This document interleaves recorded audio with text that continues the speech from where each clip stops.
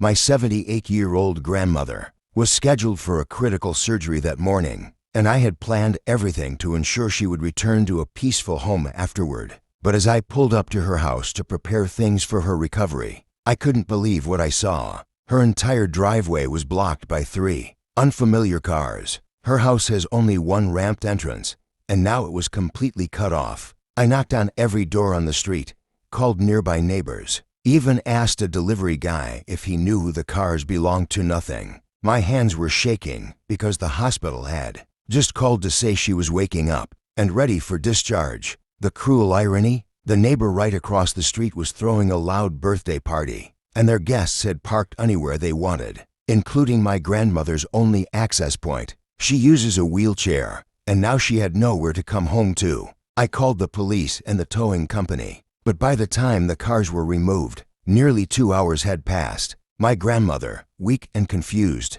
had been sitting in her wheelchair outside the hospital's main door, wrapped in only a thin shawl. I finally got her home, but she began coughing badly that same night and had to be readmitted for a chest infection. That's when I filed an official report, submitted photos of the blocked driveway, doctor's notes, and even doorbell footage from another neighbor who luckily caught everything. Weeks later, 2 of the car owners were charged with obstruction of private property, while one was fined for endangering a disabled person. The man who hosted the party came by pretending to apologize, but I later found out he'd told the others not to worry, saying, "She's just an old lady, she manage." That sentence will haunt me forever. My grandmother eventually recovered, but I'll never forget how carelessness nearly turned into tragedy. And the twist, one of the charged car owners turned out to be a nurse at the same hospital who had even seen my grandmother that morning and still chose to block the driveway.